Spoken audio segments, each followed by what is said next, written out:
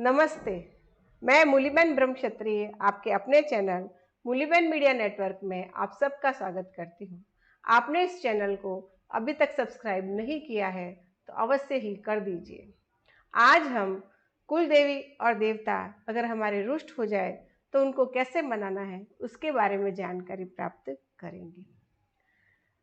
हमारे देश में अनेक जातियां हैं और उपजातियां हैं। उन जातियों और उपजातियों के अपने अपने देवी और देवता है, कुल देवी और देवता है, और उनके अपने पूर्वज भी है, और उनके कुल में कोई सिद्ध पुरुष हुआ है तो भी वो उनको देवता के रूप में पूजते हैं। अपने घर में कोई जन्म हुआ हो, कोई मांगलिक कार्य हो, विवाह हो, तो उस दिन पर हम लोग वहाँ जाके उनके स्थान पर जाके हम देवी देवताओं की पूजा करते हैं और घर पे भी उनको याद करते हैं।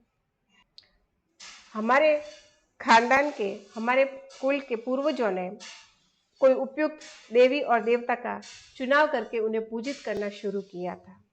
उन्होंने उनको पूजित करना क्यों शुरू किया? ताकि एक पारलौकिक और आध्यात्मिक शक्ति हमारे कुल की नकारात्मक ऊर्जा, वायव्य बाधाओं और समस्त विपत्तियों से रक्षा कर सके और हमारा परिवार और कुल निरंतर प्रगति के पथ पर आगे बढ़ सके। कुल देवी या देवता हमारे कुल के रक्षक होते हैं। प्रत्येक कार्य में उनको याद करना जरूरी होता है। वो हमारे बुजुर्ग सदस्यों जैसे होते हैं घर के। हमारे वंश के कुल देवी या देवता हमारे कुल के रक्षक होते हैं। हमारे कुल के द्वारा, परिवार के द्वारा दी जाने वाली पूजाओं में उन पूजाओं के प्रथम अधिकारी देव वो होते हैं। सबसे पहले उनको पूजा दी जानी चाहती है, उसके बाद दूसरों को पूजा देनी चाहिए। उनकी गणना हमारे घर के बुजुर्ग सदस्यों के साथ की जा सकती है। जैसे हम सबसे पहले अपने बुजुर्गों को याद करते हैं, वैसे ही प्रत्येक पूजा में हमारे कुल देवी या देवता को पहले याद करना जरूरी है। अगर उनको ये पूजाएं नहीं मिल रही है तो वो रुष्ट भी हो सकते हैं और निर्लिप्त भी हो सकते हैं। अगर वे रुष्ट हो जाए तो फिर हनुमान जी की पूजा के अलावा अन्य कोई देवता उनके दुष्प्रभाव को और नष्ट नहीं कर सकता है। कुछ लोगों को अपने कुल देवी कौन है उसके बारे में पता नहीं होता है। उसकी बहुत सी वजह हो सकती है, लेकिन अगर पता नहीं हो तो क्या करना चाहिए? तो उनको अपने परिवार के बुजुर्गों से या रिश्तेदारों से या फिर पंडितों से पूछकर ये जानकारी प्राप्त कर लेनी चाहिए कि उनकी कुलदेवी कौन है। और अगर फिर भी पता नहीं चले तो अम्बे माता को अपनी कुलदेवी बना लेना चाहिए, क्योंकि जगदम्बा में, अम्बे माता में सारी कुलदेवियाँ उन्हीं में समाहित रहती है। उनकी पूजा करने पर सबकी पूजा हो जाती है। कुछ परिवार ऐसे हैं जिनको मालूम ही नहीं है कि उनकी कुलदेवी कौन है और उनकी पूजा कैसे करनी चाहिए। तो इसकी बहुत सी वजह हो सकती है। क्यों ऐसा हुआ, वो परिवार क्यों भूल गए अपनी कुलदेवी? इसका पहला कारण तो यह है कि वे लोग एक स्थान से दूसरे स्थान पर स्थानांतरित हो गए, चले गए। इस वजह से उनकी पूजा करनी छूट गई, इसलिए वे अपने देवी। दूसरा कारण यह होता है कि कुछ लोग धर्म परिवर्तन कर लेते हैं, तो फिर उनके जो पुराने देवी देवता होते हैं वो पीछे छूट जाते हैं। आक्रांताओं के भय से विस्थापित होने के कारण भी उनके देवी देवता उनसे छूट जाते हैं। कुल का जानकार व्यक्ति होता है, उसकी असमय मृत्यु हो जाती है, तो फिर कोई बताने वाला नहीं होता है कि उनके कुलदेवी कौन कौन थी, उनकी पूजा कैसे होती। इस वजह से भी कुलदेवी घर में संस्कारों के क्षय होने के कारण भी कुलदेवी और देवता पीछे विजातीयता पनपने के कारण भी कुल देवी और देवता की पूजा स्वयं को आधुनिक मानने वाले लोग भी कुल देवी देवता की पूजा बंद कर देते हैं।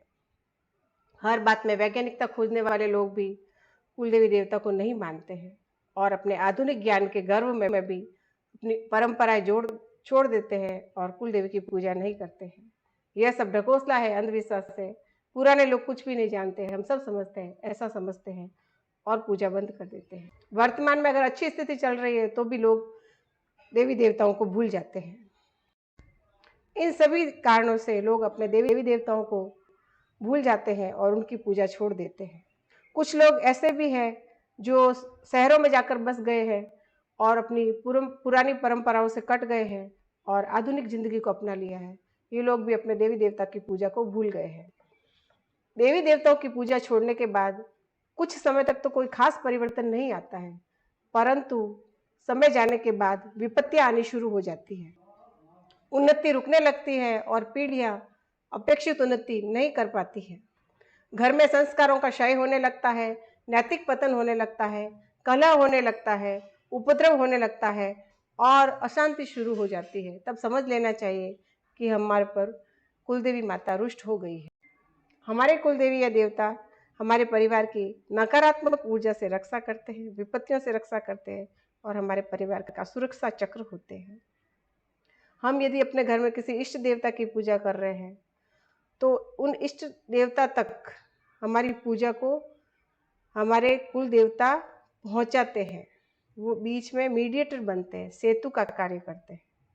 लेकिन यदि हमारे कुल देवी देवता रुष्ट हो जाए तो ये सेतु कार्य बंद हो जाता है और हमारे इष्ट देवता तक पूजा पहुंचनी बंद हो जाती है और हमारे परिवार का सुरक्षा चक्र नष्ट हो जाता है और परिवार विपत्ति।